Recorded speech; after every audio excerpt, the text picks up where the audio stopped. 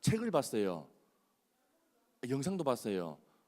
그 왜 쓸데없는 짓을 벌써 저는 좀 놀랐습니다. 이 처음 보는 친구들인데 이 엘리베이터에서도 아니면 밑에 지나가다가 갑자기 인사를 하는 거예요. 그래서 이 친구들이 참 교육을 잘 받아가지고 그냥 불쌍하게 생긴 사람들한테 인사를 하는 그 사랑을 가지고 있는 친구구나, 그렇게 생각했는데 눈빛이 저 사람 어디서 많이 봤는데 이런 눈빛으로 쳐다보는 거예요. 저는 여러분을 본 기억이 없거든요, 그죠? 근데 참 이렇게 반겨주시고 이렇게 참 귀합니다. 아까 방금 전까지 함께 찬양했지 않습니까, 그죠? 찬양할 때에 우리 대다수가 중딩이라 들었어요, 그죠? 예, 중학생 또래가 많잖아요, 그죠? 대학생이에요? 생긴 건 좀 대학생 몇 명 있긴 한데 하여튼 청소년 시기에 하나님을 예배하고 하나님을 찬양하는 이 모습이 얼마나 아름답고 귀한지 모르겠습니다. 부족하지만 오늘 이 젊은 전도사의 고민과 또한 삶의 몸부림 가운데 있었던 그 이야기를 통해서 우리 학생들과 또한 우리 귀한 성도님들 함께 은혜를 나누는 귀한 시간 됐으면 참 좋겠습니다. 간단하게 제 소개를 좀 할게요. 아시는 분 아실 거예요. 특히 여러분은 뭐 책을 읽고 영상을 봤으면 대충 알 거예요, 그죠? 그래도 소개를 좀 해보겠습니다. 예, 저를 딱 보니까 키가 크다 싶잖아요, 그죠? 키는 얼마나 돼 보여요? 190 뭐? 예, 와, 그래 다 알고 있네. 참 이 뭐 그 방청객이에요? 미리 뭐 대본을 다 주고 이렇게 호흡을 주고받고자 이렇게 계약을 맺은 것 같은데, 이야 참 놀랍습니다. 키가 많이 큽니다. 그러니까 우리 한국에 있는 중고등학생들은 저를 보면 다 똑같은 말씀 하시더라고요. 와, 개 크다라고 말씀하시더라고요. 좀 이상한 용어를 중학생, 고등학생들이 많이 씁니다. 근데 우리 학생들은 그런 용어 잘 안 쓸 것 같아요, 그죠? 쓰잖아. 딱 보면 개 크잖아요, 그죠? 키는 크고 나이는 올해 30살이 되었습니다. 30살. 예, 88년생이고요. 30이 되었습니다. 예, 우리 학생들이 지금 웃고 있는데 이 웃음의 의미는 저는 잘 알고 있어요. 네가 30이면 나는 지금 태어나지도 않았다, 뭐 그런 뜻인 것 같아요. 이 얼굴이 왜 저리 사갔냐, 뭐 그런 뜻이잖아요, 그죠? 예, 이 참 어쩌다 보니까 고생을 많이 해서 그런지 30살 얼굴과 30살 나이와 이 얼굴이 매치가 되진 않지만 진짜 30살 믿어주세요. 예, 믿어주셔야지 진도 나갈 수 있는데 30살 청년 전도사입니다. 이게 참 감사하게도 청년이긴 하지만 총각은 아니고요. 결혼을 했습니다. 결혼을. 예. 결혼하면 안 돼요. 결혼했습니다. 결혼을. 하나님의 은혜로 결혼을 했는데 지금 와이프와 또 곧 이제 자녀가, 저에게도 자녀가 태어날 예정인데, 여러분 얼굴 표정은 전혀 축복하진 않겠다, 뭐 그런 얼굴 표정이 같은데 뭐 어쩌겠습니까? 내 아들 내가 낳는데 내 아들이 아니고 딸일 것 같은데요. 내가 내 딸 낳는다는데 그래 뭐 너가 무슨 상관이겠노? 어찌됐든 그런 지금 부부와 곧 태어날 자녀를 둔 아저씨이기도 합니다. 저를 보니까 참 생긴 것만 보면 궁금하신 그런 부분들이 많을 것 같아요.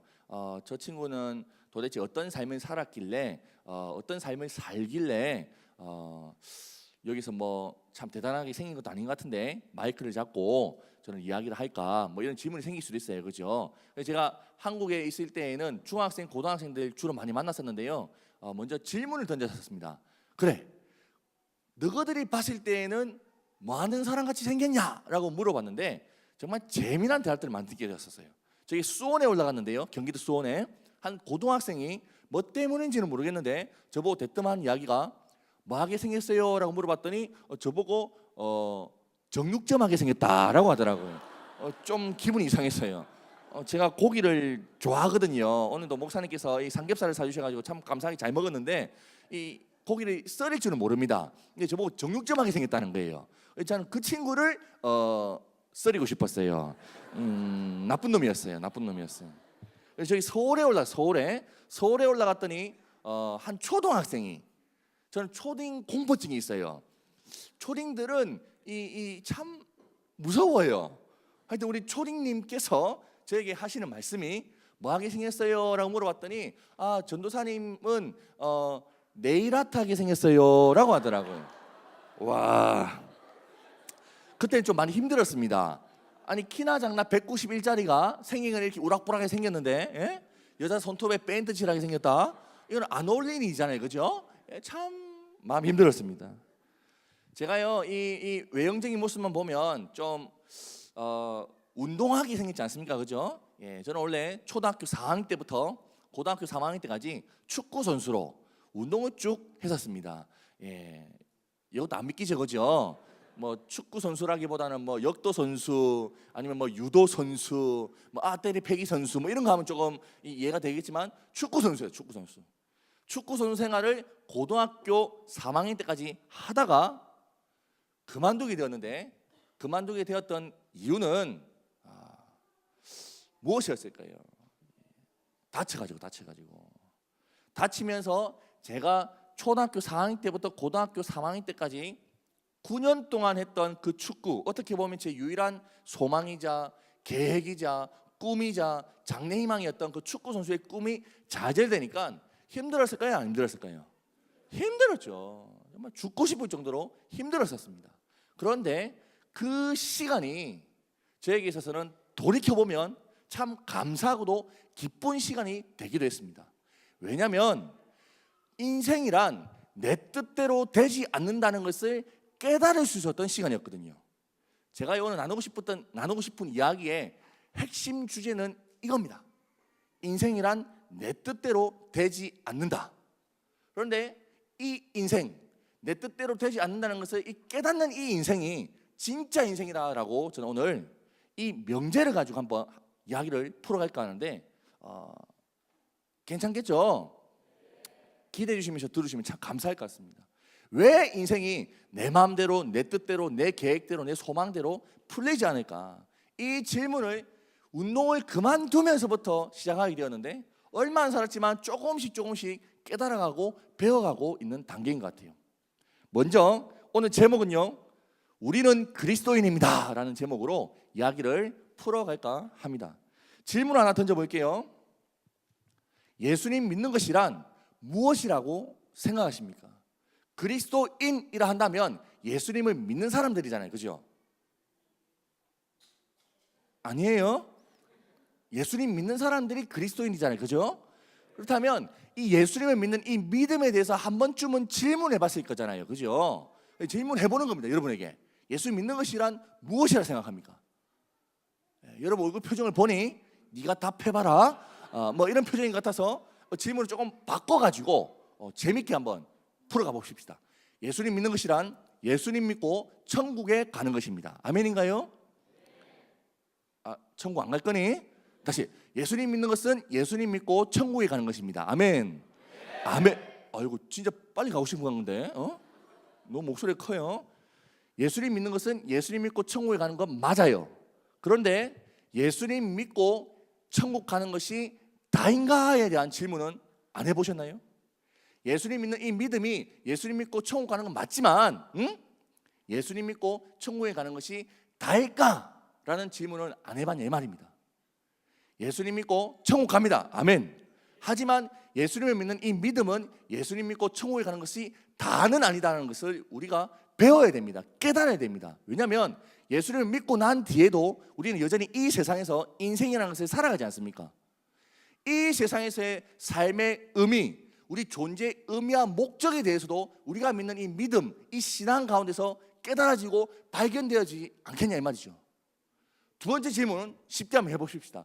예수님 믿는 것이란 예수님 믿고 예수님의 도움으로 나의 꿈을 이루는 것, 나의 계획을 이루는 것, 우리 종교적인 언어를 표현하자면 나의 기도가 응답되어지는 것. 아멘인가요? 예, 아멘이죠. 그런데 질문 하나 더 추가해 보겠습니다.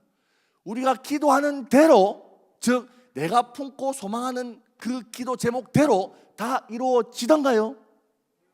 그렇죠. 얼마 안 살았지만 우리 임상 실험 결과가 증명하지 않습니까? 열심히 기도하지만 그 기도대로 다 이루어지지 않는 것이 우리 인생이라는 것, 우리 신앙생활의 모습이라는 것 조금씩 깨달아가고 있지 않습니까? 저 또한 동일합니다. 기도 열심히 했습니다. 열심히 했는데 그 열심히 한 대로 다 이루어지지는 않더라 이 말입니다. 예를 들어 볼까요? 저는 축구 선수 생활을 9년 동안 했다 했습니다. 그럼 9년 동안 정말 열심히 했던 기도 제목이 무엇이었을까요? 하나님 축구 선수 되게 해주세요 라는 기도 안 했을까요? 9년이 넘도록 하루도 빠짐없이 하나님이란 분, 내가 믿는 하나님이란 분에게 시도 때도 없이 기도했습니다. 하나님 축구 선수 되게 해주세요. 하나님 축구 선수 축구 9년 동안 정성을 다해 기도했는데 그 기도가 이루어졌다면 제가 이 자리에 서 있을 수 있을까요? 이루어졌다면 저는 지금 잔디 구장에서 축구하고 있어야 되잖아요, 그치? 그런데 그 기도가 이루어지지 않았는데 오히려 감사다라는 것이 이 역설적인 이 이야기가 여러분 동의할지 모르겠지만 저는 참으로 내 기도 제목이 이루어지지 않아서 감사한 인생을 살고 있습니다. 무엇이냐면 예를 들어봐요. 제가 9년 동안 축구 선수 생활하면서 축구 선수 되게다가 기도했다잖아요, 그죠?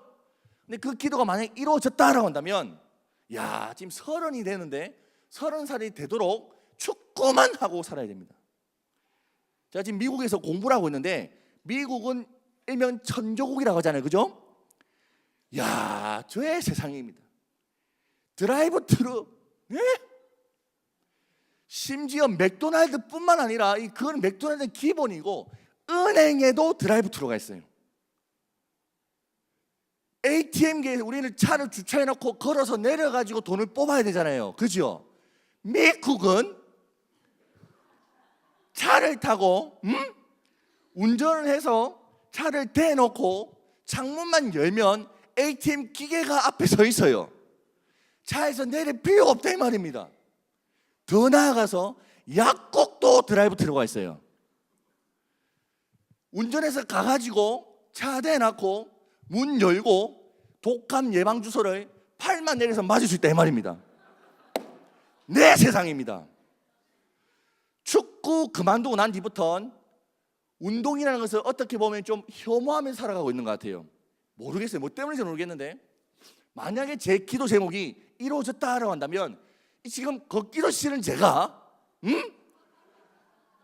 이 한 발자국 두 발자국 걷는 것도 제 인생에서 참 희생이라 생각하는 제가 30이 되도록 계속 축구만 했다 한다면 저는 벌써 죽었을 것 같아요. 힘들어가지고. 농담 같지만 제가요 기도했던 그 기도 제목이 이루어지지 않음에 참 감사한 인생을 살고 있다라고 하는데 이야기는 조금씩 제가 이야기를 들려드리면 왜 그런지 여러분 아시게 될 것 같아요. 참 기도란, 잘 들어보세요. 참 기도란 내가 하나님을 설득하는 것이 아니라 하나님께 설득당하는 것입니다. 내 뜻과 내 계획과 내 소망을 하나님께 통보하는 것이 아니라 하나님의 뜻과 계획에 따라 통치받는 시간이다 이 말입니다. 우리는 기도에 대해서 생각할 때에 내 뜻이 이루어지기만을 소망하는 것 같아요. 예수를 믿어도 나를 위하여서 하나님을 이용하고 싶은 마음이 없지 않아 있다 이 말입니다. 왜 이런가 하면 기독교에서 말하는 죄 때문이라고 설명할 수 있을 것 같습니다. 기독교에서 말하는 죄는요 영어로 sin, 신이라고 할 수 있는데 이 가운데는 알파벳이 뭘까요? I. 기독교에서 말하는 죄의 본질은 내가 중심에 있는 것, 내가 기준이 되는 것, 내가 내 인생의 주인이 되어서 내 마음대로, 내 뜻대로, 내 소망대로, 내 계획대로 살아가려고 한다는 것이 죄의 본질이다라고 성경에서 가르치고 있습니다. 창세기 3장에 보면 하와 근사님이 등장합니다. 알죠? 하와 근사님. 우리 하와 근사님이 죄를 범했다라고 기록되어 있습니다. 어떠한 형태로, 어떤 모습으로? 뱀이라는 이 사단이 하와 할머니를 꼬셨어요. 어떻게 꼬셨습니까? 뱀이니까 꼬리에다가 방울을 대고 꼬리를 살랑살랑 흔들었습니까? 아닙니다. 성경에 분명히 기록되어 있는데 네가 이 선악과를 딱 먹으면 너도 하나님같이 되어 선악을 알 수 있다라고 꼬셨어요. 즉 네가 이 선악과를 딱 먹는다는 것은 네가 네 스스로 하나님이 되어 네가 네 인생의 주인이 되어 네 기준에 따라서 네 계획에 따라서 네 생각에 따라서 네 마음대로 살아갈 수 있다는 것을 선언하는 것이다 라고 꼬셨다 이 말입니다. 이것이 죄의 시작입니다. 그래서 예수를 믿는 우리 역시도 아직까지 그 죄성이 남아있기 때문에 나를 위하여 기도하고 나를 위하여 하나님을 믿는 그런 잘못된 모습까지도 소유하고 있다 이 말입니다. 죄의 본질은 무엇이라? 내가 내 인생의 주인이 되어서 내 뜻대로 내 계획대로 내 소망대로 살아가려고 한다는 것. 하나님이 우리를 만드셨습니까? 아니면 내가 하나님이라는 분을 고안해서 믿고 있는 것입니까? 하나님이 우리를 만드셨는데 우리는 하나님을 우리가 만들었다 생각하고 그 하나님이 나의 뜻을 이루어주는 도구쯤으로 생각한다는 것 역시 잘못됐다 이 말입니다. 쉽게 이야기해 볼까요? 우리 중고등학생들이 있으니까 스마트폰으로 예수님 믿는 것에 대해서 한번 생각해 보십시다. 자, 제가 알기로는 우리 불쌍한 우리 영혼들은 스마트폰을 이렇게 그렇게 됐죠, 그죠? 하지만 있잖아요, 그죠? 그 참 주님보다 더 기다리는 우리 스마트폰 있지 않습니까, 그죠? 그 스마트폰, 이 스마트폰을 예수 믿는 거 한번 생각해 보자 이 말이에요. 자, 삼성, LG 등의 국산폰을 쓰시는 우리 애국자분들 한번 손 들어 봅시다. 자, 대한독립 만세 감사합니다.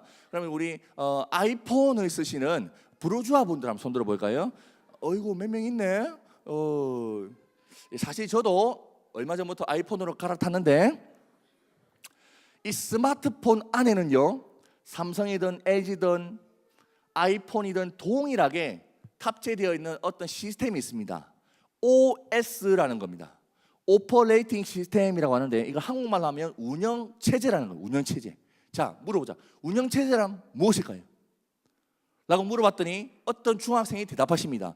운영하는 체제요 라고 하는데 맞긴 맞는데 좀 기분이 좀 찝찝하더라고요. 제가 네이버에다가 물어봤습니다. 운영체제란 무엇인가? 모든 하드웨어와 소프트웨어를 관리하는 컴퓨터 시스템의 한 부분인 작업 관리자라고 정의할 수 있다라고 기록되어 있습니다. 이걸 보는 순간 더 헷갈리기 시작했어요. 도대체 무슨 말이고 싶은 겁니다. 쉽게 이야기해 볼게요. 이 스마트폰 안에 내장되어 있는 모든 애플리케이션 기능들을 실행시키고 정지시킬 수 있는 컨트롤 타워. 우리 인간으로 비유하자면 생각과 마음이다라고 이해하면 적절할 것 같아요. 자, 그러면 이 OS가 고장이 났다 생각해 봅시다. 이 운영체제가 고장이 났어요. 그럼 어떻게 해야 될까요? 고쳐야 됩니다. 에이스 센터에 갑니다. 그러면 에이스 센터 기사님께서 뭐라고 말씀하실까요? 라고 물어봤더니 어떤 중학생이 또 이렇게 대답하십니다. 돈 내놔라 라고 한대요. 맞긴 맞아요. 돈을 줘야지 고칠 수 있습니다. 그런데 제가 아는 방법은 이 OS가 고장이 났을 때 고칠 수 있는 유일한 방법은 단 하나를 들었습니다. 제가 경상도 사람이기 때문에 경상도 말로 좀 표현해 드릴게요. 이 고장난 OS, 오염된 OS, 이 바이러스를 먹은 이 OS를 쉐리마 빼가 갖다 버리고 새 OS를 잡아 넣어야지만이 폰이 정상적으로 회복되어서 작동된다라고 들었습니다. 예수님 믿는 것도 비슷한 것 같아요. 예수님께서 이 스마트폰, 우리 인간으로 비유해 봅시다. 우리를 창조하셨을 때에는 온전한 상태로 참 하나님의 형상으로 하나님과 교제할 수 있는 OS를 탑재한 상태로 창조되어졌습니다. 그런데 죄라는 것을 통하여 이 OS가 오염되었어요. 즉 내가 내 인생이 되고자 하는 그런 추동이 생겼다 이 말입니다.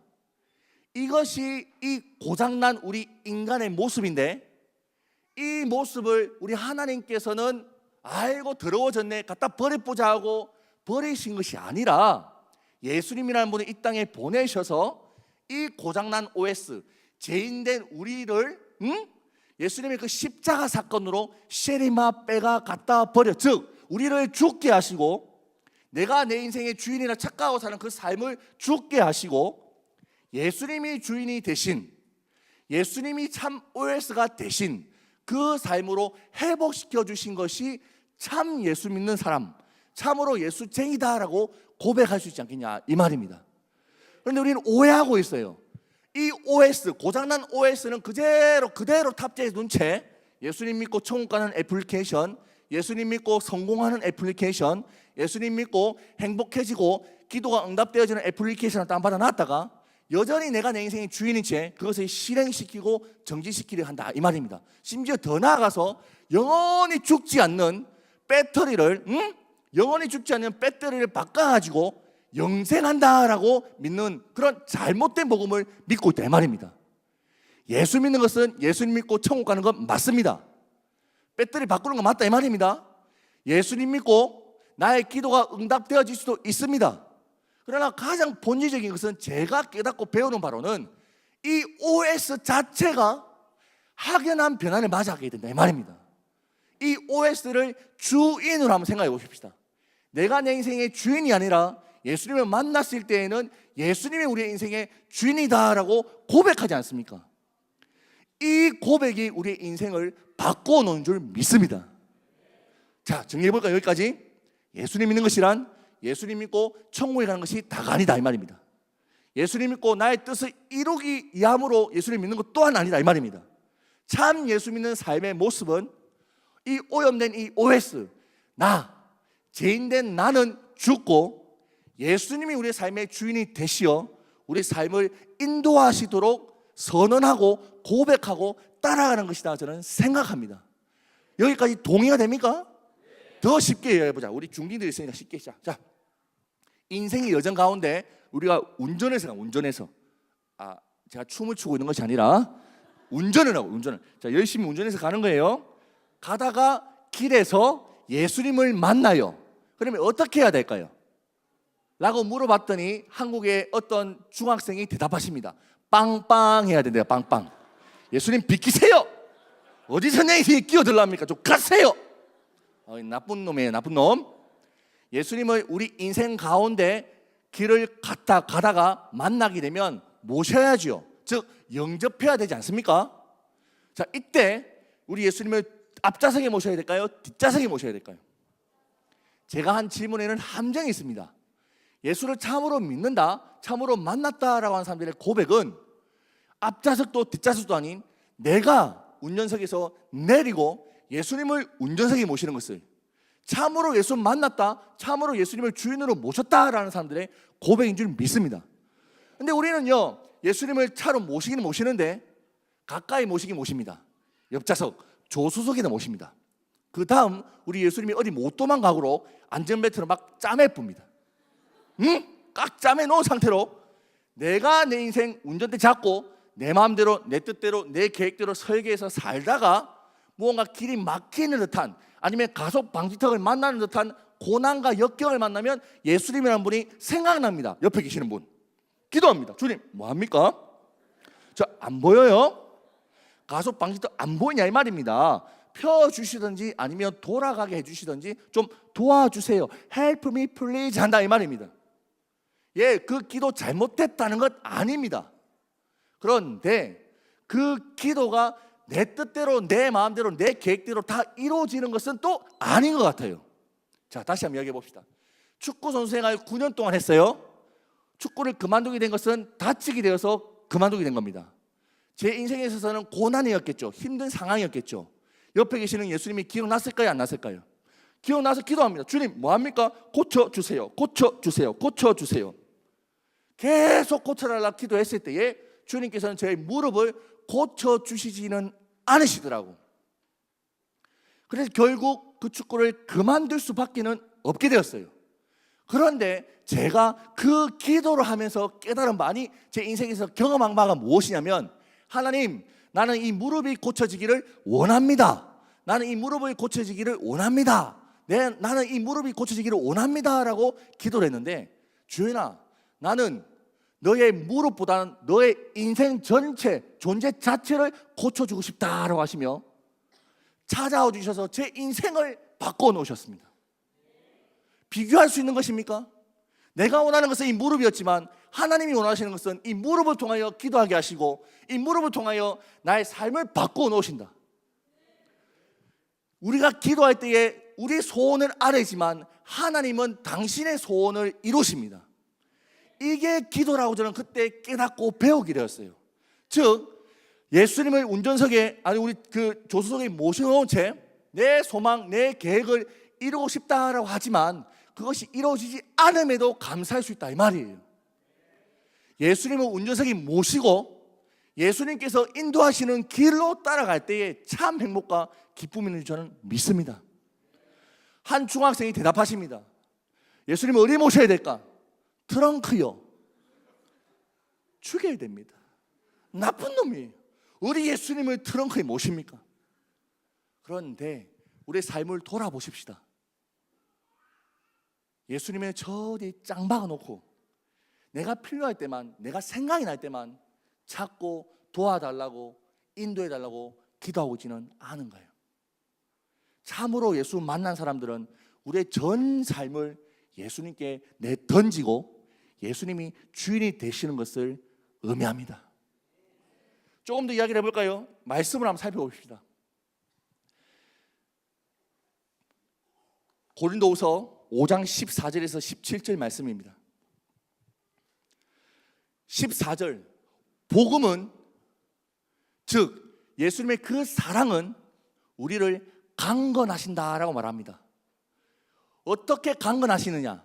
15절에 나옵니다. 예수님께서 죽으신 그 이유, 그 자체를 이루시기 위해서 강건하신다 이 말입니다.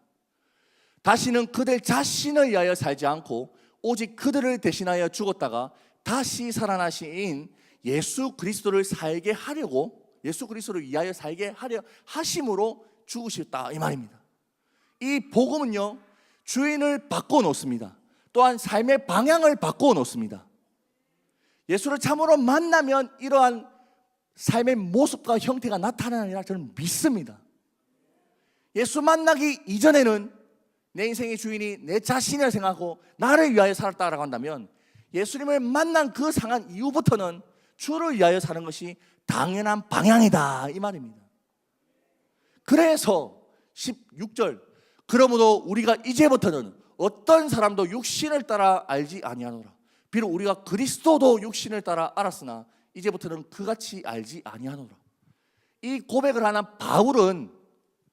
바울은 그리스도인 예수님도 육신의 관점으로 바라봤다 이 말입니다. 한 나사렛 유대 분파 중에 이단과 같은 그 사이비 지도자와 같은 분으로 예수님을 생각했다 이 말이에요. 그런데 예수님을 만나고 난 뒤부터는 저분이 나의 삶의 주인이셨구나, 나의 소원을 이루어주시는 분이 아니라 나의 삶을 이끌어 가시는 분이구나라는 것을 알게 되었다라고, 깨닫게 되었다라고 말하고 있는 것입니다. 우리가 인생을 살면서 이 관점이 바뀌게 되는 가장 확실한 방법은 예수님을 만났을 때다라고 기록하고 있다 이 말입니다. 이 시대의 사조에 따라서, 관점에 따라서 바라보는 것이 아니라 하나님의 관점으로 바라본다 이 말입니다. 자, 저는 이렇게 정리하고 싶습니다. 이 시대는 우리에게 숫자에 집중하게 합니다. 무슨 말이냐면 대다수가 바라보고 소망하는 바는 이런 숫자들: 전교 1등, 인류 대학교, 연봉 액수, 아니면 아파트 평수, 아니면 자동차 cc 크기 등의 숫자에 집중한다 이 말입니다. 그러나 이 관점에서 예수를 만나고 난 뒤부터는 글자에 집중하게 된다라고 저는 말씀드리고 싶습니다. 그 글자는 이 하나님의 말씀 아니나 싶습니다. 이 세상을 움직이는 것은 숫자. 네가 1등해야 되고 네가 돈 많이 벌어서 부자가 돼야지만이 성공했다라고 박수 쳐주는 이 세상에서 예수를 만났을 때에는 아니다, 이 글자, 이 하나님의 말씀에 따라서 살아가는 것이 참 인생의 성공이다라고 말씀하지 않겠냐 말입니다. 여러분, 하카타라는 공부를 하고 있습니다. 그게 무엇입니까? 하나님의 말씀을 계속적으로 읊조리고 묵상하고 그에 따라 삶의 가치관과 관점을 변화시키고자 하는 것 아닙니까? 숫자보다는 글자에 집중하고 계시는 여러분이 참으로 복되다 생각되어집니다. 하나님이 정말 기뻐하리라 저는 믿습니다. 그런데요, 중요한 사실은 17절에서 나옵니다. 그리스도 안에 있으면 새로운 피조물이라, 이전 것은 지나갔으니 보라 새 것이 되었도다. 새 사람이 되었는데도 이전의 삶의 양식, 삶의 방법을 추구한다라고 한다면 잘못됐다 이 말이겠죠. 하카타라는 그 공부 방법을 통해서 우리가 하나님의 말씀을 배웠다라고 한다면 그것을 아는 데 그치는 것이 아니라 삶으로 옮기기까지 나아가야 되지 않겠냐 이 말이겠죠. 알면 삶을 낳습니다. 하나님의 말씀을 안다라고 한다면 하나님의 말씀에 따라서 살고자 하는 그 시작이 여러분의 삶에 이루어지기를 저는 바랍니다. 자, 이전 것은 지나갔으니 보라 새 것이 되었도다. 새로운 존재가 된 우리는 이 세상에 그 숫자 노름에 본받지 않고 오직 하나님이 기뻐하시고 원하시는 하나님의 말씀에 따라서 살고자 방향이 설정되고 움직이게 된다라고 말씀하고 있지 않습니까? 제가 이 서두를 정리하면서 이렇게 말씀드리고 싶습니다. 우리가 예수를 믿는다 하는 이 고백은 예수님을 나의 삶의 주인으로 모시고 이제는 내 뜻대로 내 소망대로 내 계획대로 살겠다라는 그 이전의 삶을 청산하고 예수님의 그 뜻에 따라서 순종함으로 살겠다라는 그 고백이 예수 믿는다라는 고백인 줄 믿습니다. 이제부터는 본격적으로 이 성경의 가치에 따라서 삶을 옮겼던 저의 젊은 시절의 이야기를 좀 들려드리겠습니다. 대학교를 다닐 때였습니다. 저는 고신대학교라는 부산에 있는 학교를 다녔었는데 이 고신대학교에는 유학생들이 좀 있었어요. 흑형이란다. 죄송해요. 아프리카 유학생들이 있었어요. 이상하게 우리 아프리카 유학생들에게 사랑을 나누고 싶은 겁니다. 근데 영어가 짧아가지고 힘들어하는 그때 우리 후배가 참 놀라운 지혜를 가르쳐 주었어요. 영어 알파벳 B부터 D까지 인생을 다 설명하고도 넘치도록 향유할 수 있대요. 뭐냐 물어봤더니 B는 벌스 태어나고 D는 뭘까요? 데스 죽는다. 얼추 인생이 맞는 것 같은데? 그래 가운데 C는 뭐냐? 물어봤더니 치킨이래요. 치킨. 초이스가 아니라 치킨이래요. 그게 무슨 말인고 했더니 대학생을 하다 보니 깨달아지기 시작했어요. 대학생으로 벌스 태어나고 치킨 먹다가 졸업하는 델스. 이 시간이 대학생활이더라고요. 농담 같지만 우리 아프리카 유학생들에게 치킨을 나누며 인생을 나누기 시작했습니다. 언젠가 추석이었어요. 이번 추석에도 우리 유학생들에게 통닭을 좀 사먹이겠다 싶어가지고 제 수중에 있는 돈을 헤아려 보니 15만 원이 있었습니다. 15만 원. 제 뜻이었죠. 제 계획이었죠. 15만 원 가지고 아프리카 유학생들 30명 사먹이기엔 크게 무리가 되지 않겠더라고요. 통닭집에 주문 전화를 하는데 하나님의 마음, 하나님의 뜻이, 하나님의 계획이 제 마음속에 품어집니다. 주연아, 기양할 거 다 먹이라. 그 뜻을 헤아려 보니 기숙사에 남아있는 100여 명의 유학생들에게 통닭을 다 사먹이라는 거예요. 자, 물어봅시다. 15만 원 가지고 100명에게 통닭을 사먹일 수 있다 없다? 제 계획으로는, 제 이성의 판단으로는 불가능한 일이었어요. 아니면 가능하기도 하죠. 통닭을 시켰는데 통닭이 딱 도착하는 순간 오병 이어의 기적이 일어나가지고 뚜껑 여는 순간 닭다리가 8개씩 들어가 있고 닭가슴살 찢어서 나눠 먹으면 누룩같이 부풀어 올라오면 100명 다 먹이고도 12강주리가 남는 그런 기적이 나타날 수도 있겠지만 하나님이 그걸 원하시는 것 같지는 않았어요. 그런데 계속적으로 하나님의 뜻은 제 마음속에 주어지는 이 감동은 다 먹이라는 것이었어요. 이야, 골치 아파집니다. 15만 원 갖고 다 먹여. 어떻게 다 먹여? 미친 척 통닭집에 주문 전화를 했습니다. 사장님, 55만 원치 좀 보내주세요. 제 수중에는 15만 원밖에 없었는데 통닭 55만 원치를 질러버렸어요. 미친 짓이었죠. 5분이 지나니 지정신이 들어왔어요. 그 이후부터는 똥줄이 타기 시작했습니다. 이 40만 원을 내가 어떻게 메꿔내나, 저 통닭집에 가서 알바를 해드려야 되나, 아니면 내가 저 통닭집에 닭이 되어드려야 되나 고민이 되는 거예요. 40만 원이 없으니까. 그런데 우리 하나님께서는 이 믿음의 순종, 믿음의 주문 전화를 요구하셨던 것 같아요. 갑자기 한 친구가 쭈뼛쭈뼛 찾아옵니다. 형님, 이상하게 하나님께서 마음을 주시네 라고 하면서 5만 원을 꺼내놓고 하는 거예요. 한 친구가 갑자기 저한테 전화를 줍니다. 남자애였는데 저한테 갑자기 전화를 하자마자 야, 나 여자친구 생겼다 라고 자랑을 하는 거예요.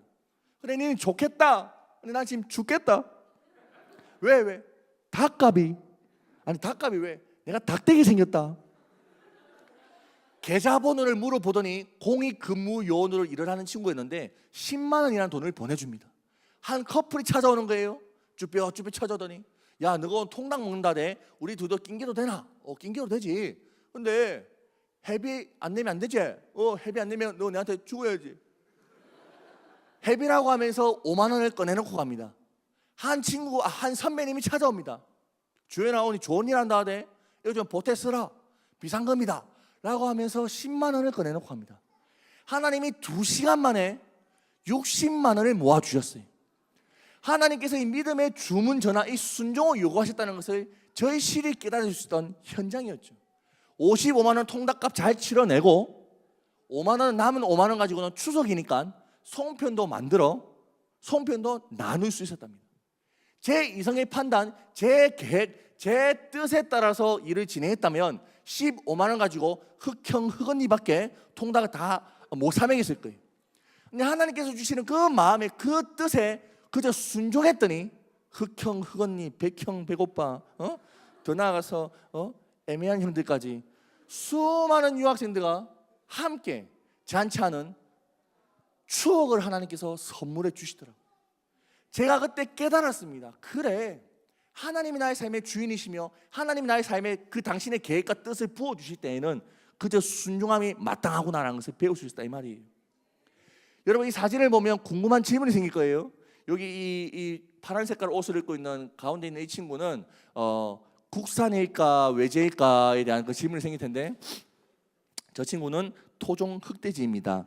예, 제 후배인데 이날 회비도 안 내고 지원차 다 처먹었어요. 나쁜 돼지예요.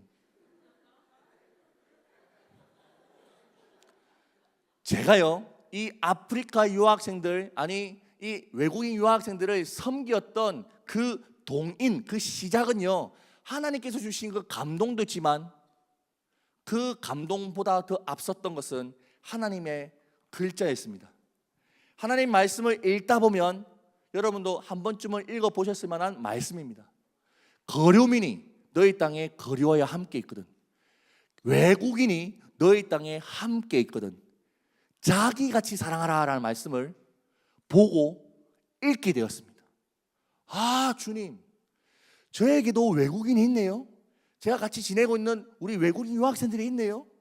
그럼 이 말씀에 따라 이 글자에 따라 삶을 옮겨볼게요 했던 것이 외국인 유학생 섬김의 시작이었습니다.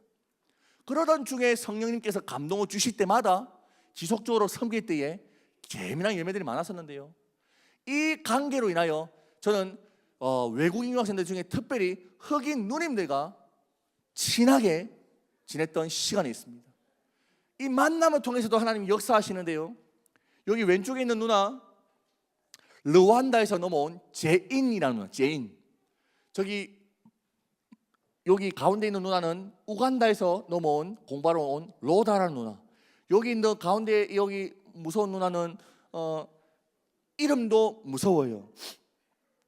이름이 저 탄자니아에서 공부하러 온 누나인데 이름이 여러분 오해하지 말고 들으세요. 알겠죠? 진짜 이름이에요. 이름. 이야 이거 어떻게 하지? 진짜 이름이에요. 이름 알겠죠? 오해하지 말고 들어야 돼요. 이름이 이야 진짜 이름이다. 이름 알겠지? 이름이 시파예요. 제가 욕할 이름이 못 믿네. 한번 봅시다. 이름이 이렇다니 이름이 너무 당황스러운 거예요. 누나한테 누나 이름이 어떻게 돼요? 물어봤더니 시파예요 라는데 나한테 욕하는 것도 아니고 그럼 성이 어떻게 돼요? 하는데 더 재밌어요. 마징가 제트. 와 불편한 겁니다. 누나랑 만날 때마다 이름을 부를 수 없는 이 안타까운 사실. 시파 마징가. 어찌됐든 우리 탄자니아에서 공부하러 왔던 이 누나와까지 이 누나들과 함께 참 즐겁고 재미난 시간들을 많이 보내었던 것 같아요. 언젠가 제 생일이었습니다. 자, 생일날에는 선물을 받아야 돼요? 줘야 돼요? 선물 안 주는 놈들은 이름 적어놨다가 나도 안 주잖아요. 그죠? 그런 이기적인 이 재성을 지닌 우리 인간입니다. 인간. 그런데 하나님 말씀 중에 이 글자에 재미난 말씀이 기록되어 있습니다. 주는 것이 받는 것보다 복되다. 헐, 내 생일인데 생일 선물을 받는 것보다 주는 것이 복되대요. 성경을 잘못 읽었습니다.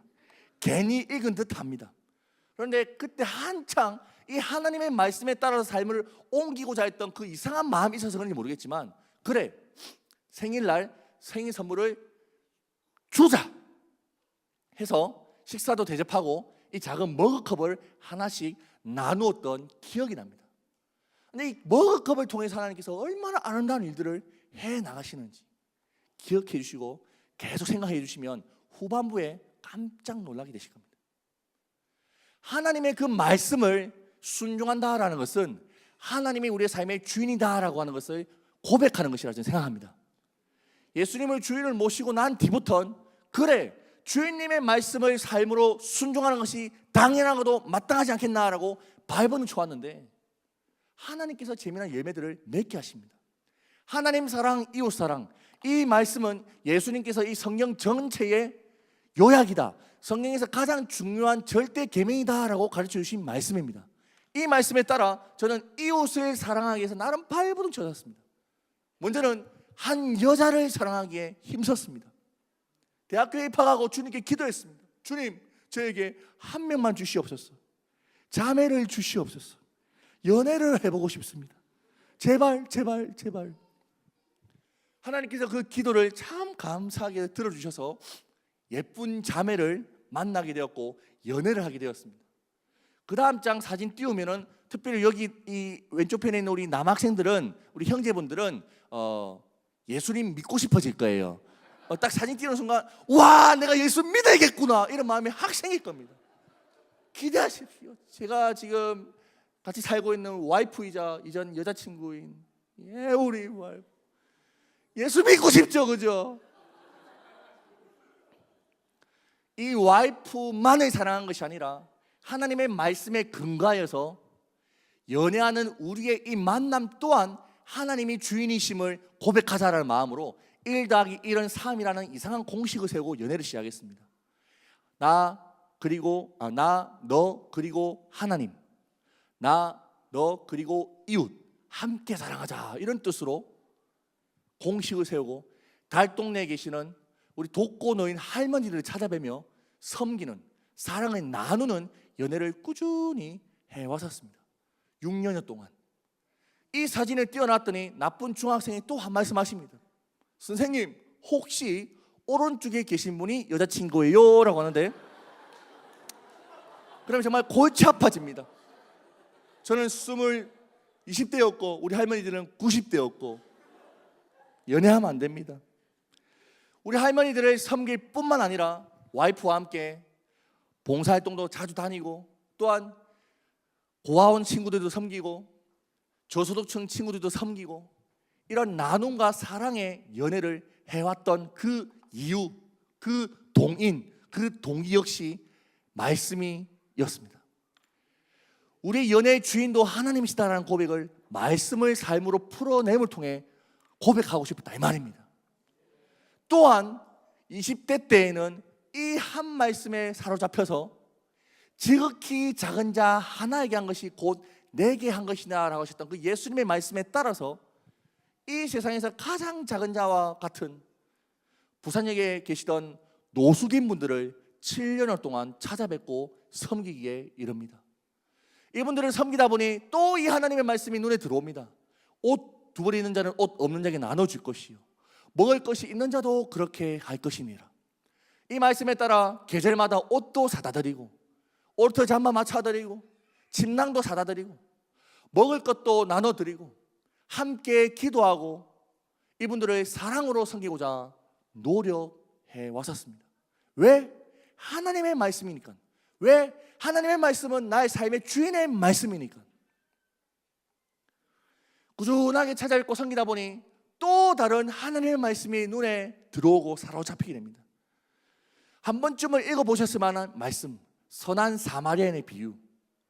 이 말씀을 이전까지는 예수님께서 이웃 사랑에 대한 예화로서 비유로서 소개해 주신 이야기였거니 했는데 이 말씀이 제 눈에, 제 가슴에, 제 삶에 들어오게 될 때 주연아 이 말씀대로 살아볼래라고 초청하신 듯 했습니다. 부산에 계시는 노숙인분들을 섬기다 보니 이 말씀을 삶으로 살아낼 수 있는 기회가 생기더라고요.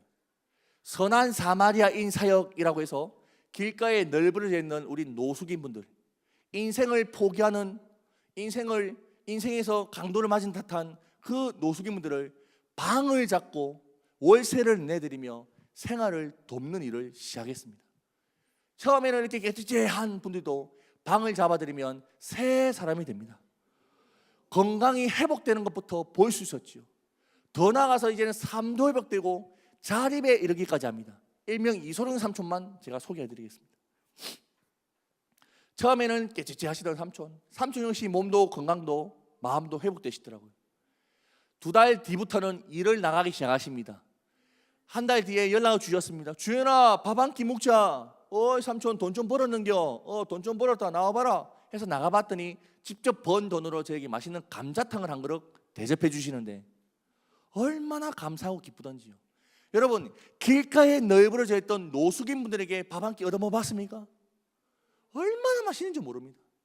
그 다음에 또 연락을 주십니다. 한 3개월 뒤에 주연아 내가 취직했다 취직. 야 삼촌 축하합니다. 그래 내 월급 뒤에 됐다니까. 와 그래요 어디 취직했는겨? 하고 물어봤는데 참 재밌습니다. 주연아 나 중국집 주방장 됐다라고 하시는 거예요. 설마 했는데 전화한 곳으로 찾아가 봤더니 진짜 주방에서 일하고 계시는 거예요. 가만히 앉아보라 하시더니 저기 맛있는 짬뽕을 한 그릇 끓여서 대접해 주십니다. 저는 이 짬뽕 먹다가 울었습니다. 라고 말했더니 한 초등학생이 대질문하십니다. 매워서요. 초딩들이 힘들어요. 나쁜 놈들. 매워서 운 것이 아니라 너무 감사하고 기뻐서 울었습니다. 다시 한번 말씀드릴게요.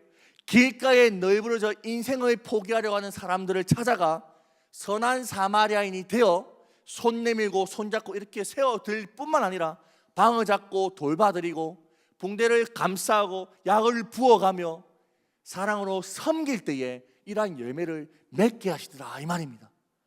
하나님의 말씀은 능력입니다. 그 말씀은 머리에만 가슴에만 품어둘 것이 아니라 손과 발로 삶으로 풀어내야 될 줄 믿습니다. 그때에 이러한 기적들이 하나님께서 맛보게 하시며 보여주시리라 저는 확신합니다. 아니 제가 경험하고 있습니다. 제가 언젠가 부산에 있는 성지고등학교라는 곳에서 종교교사로 잠시 일을 했던 기억이 납니다. 한 달 동안 일을 하다 보니까 월급이라는 게 생겨요. 월급을 받았는데 그때 추석 보너스까지 합해서 한 달 월급이 260만 원이라는 큰 돈이 들어오는 거예요. 통장에 입금되는 거예요. 너무 신나는 거예요. 이 돈 한 푼 제대로 못 벌던 놈이 260만 원이라는 큰 돈이 들어오니까 너무 기쁘더라 이 말입니다. 근데 갑자기 제 가슴 한켠에서부터 이 아픔, 스며 이상한 마음이 흘러나오기 시작합니다. 제가 중학교 1학년 때부터 이 성경을 매년 통독해 나오고 있습니다. 여러분은 더 하시겠지만 저도 나름 성경을 읽고자 바이블을 찾았습니다. 성경을요, 여러분 이렇게 다 펴놓고 읽다 보면은 여러분도 아시겠지만 성경 곳곳에는 봐서는 안 되는 구절들이 숨어져 있잖아요, 그죠? 딱 보다가 어허이, 에헤이, 하나님 이런 거 적어놔면 안 돼요. 이런 구절들이 있잖아, 그지? 그런 구절을 고등학교 때 모르고 바쁘습니다. 보고 치아 보면 되는데 쉴 데 없이 하나님 앞에서 약속까지 해버렸어요. 그 약속의 말씀은 첫 소산물은 하나님께.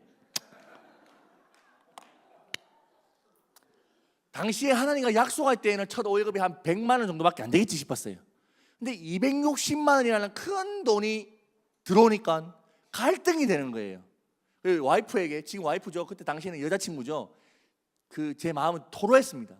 야야, 이거 어떻게 보면 지금 내가 일하고 있는 게 정규직도 아니고 기간제잖아, 기간제. 그러니까 월급이라는 개념보다는 알바다, 알바.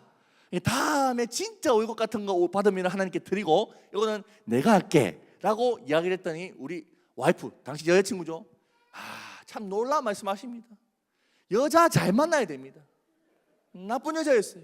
이 여자가 어떤 말을 하냐면, 오빠 하나님과 약속했으면 지켜야죠 라고 지 일이 아니라고 막 말하는 거예요. 나쁜 여자였어요. 이 나쁜 여자와 지금 살고 있다니 더 나쁜 현실입니다. 어찌되었든 이 자매님의 말씀에 순종한 것이 아니라 고등학교 그 당시에 읽었던 그 말씀 앞에서 순종하고자 하나님 첫 월급을 하나님께 드립니다 라는 그 일을 해보고 싶었어요. 그래서 저는 이 첫 월급 260만 원을 가지고 염소를 사기로 했습니다. 좀 생뚱맞다 그자이? 이 염소를 사고자 했던 이유는 하나님이 뭐 지금도 희생 뭐 번제 이런 걸 받으시는 게 아니라 저기 아프리카에 선교 차원으로 염소를 보내고자 한 거예요. 이게 셀브 칠드런이라는 구호 단체 등에서 많이들 하지만 저는 이상하게 직접 해보고 싶었어요. 어떻게 직접 할 수 있을까? 치킨으로 맺었던 흑 언니들이 있잖아요. 르완다 누나였던 제인 누나와 이 일을 진행합니다. 염소 100마리 보내기 프로젝트를 시작했습니다. 100마리를 보내려면 한 400만 원이 필요했어요. 400만 원이. 근데 제 수중에는 260만 원밖에 없었잖아요. 그죠? 그래서 제가 페이스북에다가 글을 올렸습니다. 여러분, 제가 첫 월급을 하나님께 드리고자 합니다. 선교 사업으로 사용하고자 합니다. 여러분 중에 혹시 실수로 감동받으신 분들 있으면 좀 보태주이소. 하나님께서 은혜를 주십니다. 제가 그 당시에 25살이었어요. 제 나이가 27살 된 누나가 저에게 47만 원을 보내줍니다. 20대에게 47만 큰 돈이에요. 20살 남학생이 제게 갑자기 이 계좌를 확인해봐라 했더니 23만 6,669원 뭐 이렇게 남겨놓은 겁니다. 저는 9원이 필요 없어요. 근데 알고 봤더니 그 친구 계좌에 있던 전액을 다 입금한 것이더라고요. 성지고등학교에서 일하고 있었습니다. 성지고등학교 일진 애들이 쉴 데 없이 감동을 받았어요. 일진 애들이 은혜를 받으시곤 담배 안 피고 담배값 4만 원씩 5만 원씩 내놓는 겁니다. 하나님이 은혜를 주시니 2주 만에 저는 400만 원도 안 모아줄 줄 알았어요. 그런데 800만 원이 모아졌고 염소를 100마리도 아닌 200마리를 르완다에 쌓았더니 이 이야기가 중앙일보에 보도가 되기로 했었고요. 지난 7년 동안에 제가 한국에서의 사역과 삶이 기독교 방송이나 아니면 책도 나오고 전국 각지를 다니며 강연, 간증 집회 등을 통해서 많은 분들을 참 감사하게도 부족하지만 이 삶을 나눌 수 있었습니다. 참 나름 재미난 시간을 보내고 있었지요. 하나님이 계속적으로 저에게 주시는 좀 마음이 있었어요. 그런데 이런 일도 있었지요.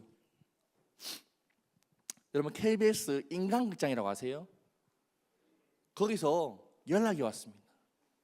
송주현 씨 부산역에서 노숙인분들 섬긴다면서요? 예, 맞습니다. 또 이번에는 우간다에 학교를 짓는다면서요? 예, 맞습니다. 인간극장에 출연해서 그 삶을 소개하면 어떨까요?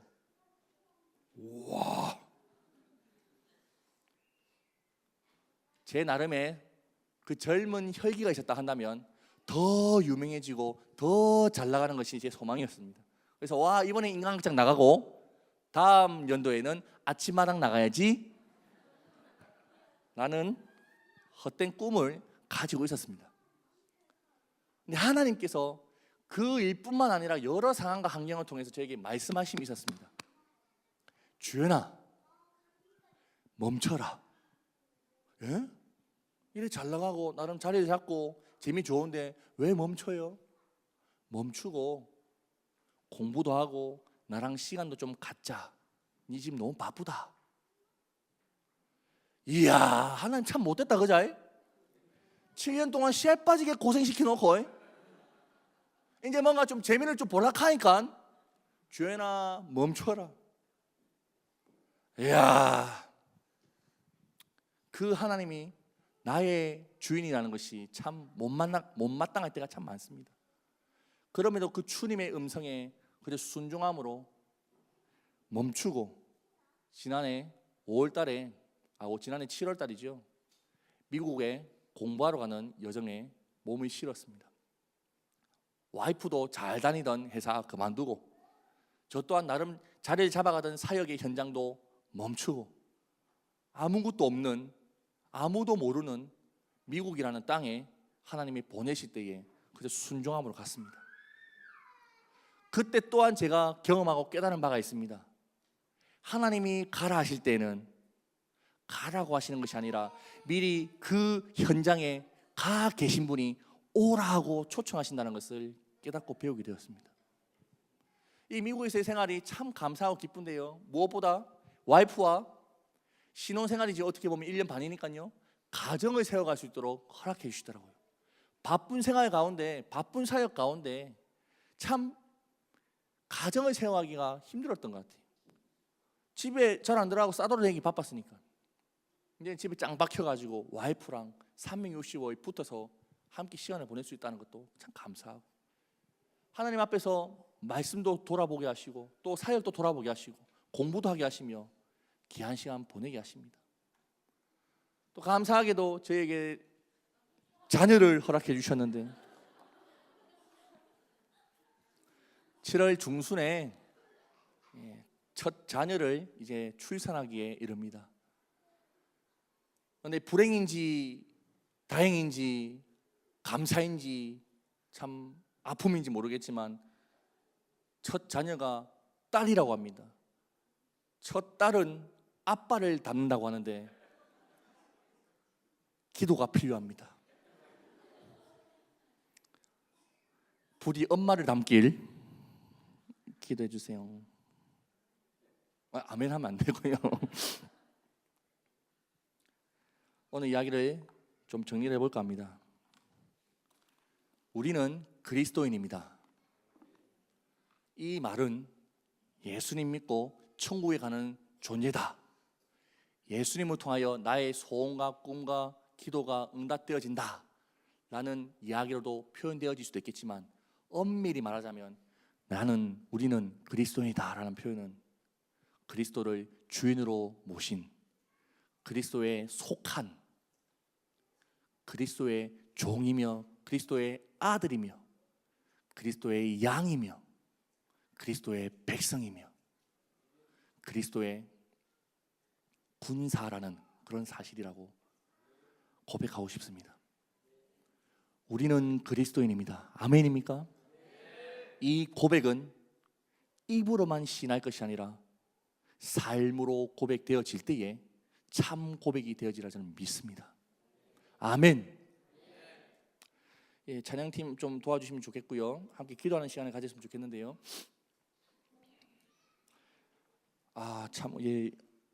우리 중고등학생 친구들 한번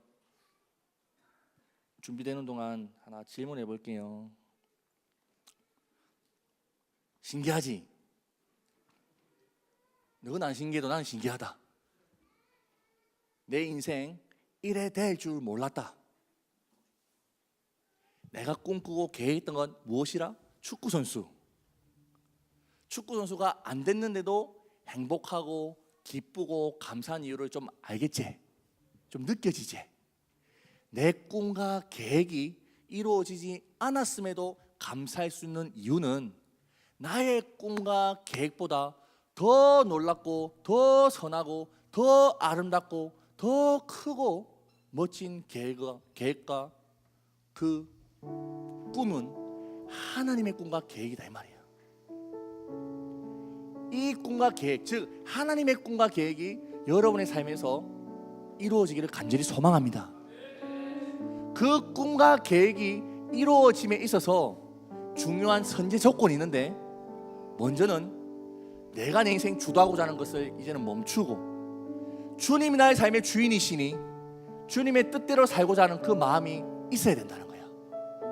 또한 뿐만 아니라 그 주인님의 말씀인 이 성경 말씀을 삶의 가치와 기준으로, 삶의 양식으로, 삶의 방법으로 받아들일 뿐만 아니라 그대로 행하며 살아야 된다 이 말이야. 제가 오늘 목사님과 함께 식사하고 교제하면서 참 많은 은혜를 받았습니다. 이 나이 때에 하나님의 말씀을 계속적으로 읊조리고 배우고 주야로 묵상하는 일이 얼마나 감사한 일입니까? 재미없지, 힘들지, 시간 지나다 보면 그 꼴과 같은 그 말씀에 빠지게 된다면 얼마나 감사하고 기쁠지. 그 경험을 이미 하고 있잖아, 그지? 그 하나님의 말씀 좋아, 잘 읽고 있고 잘 읊조리고 있고 잘 묵상하고 있어. 그런데 여기서 멈추면 안 돼.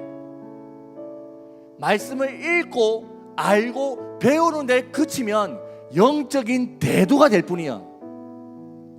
그 말씀, 너희 머리에 채워지고 있는, 너희 삶의 가슴 속에 세워지고 있는 그 말씀이 손과 발로 삶으로 풀어질 때에 너희는 이제는 영적인 대두가 되는 것이 아니라 주님의 제자가 되는 거야. 그 꿈을 품었으면 좋겠다. 이 세상이 말하는 가치와 기준에 현혹되기보다는 저 세상의 가치와 기준인 이 하나님의 말씀에 따라서 삶을 옮기는 이 미련한 걸음이 하나님께 영광이 되며 우리 모든 이들에게 기쁨이 되리라 저는 확신합니다. 그 일에 여러분들이 또한 우리 귀한 성도님들이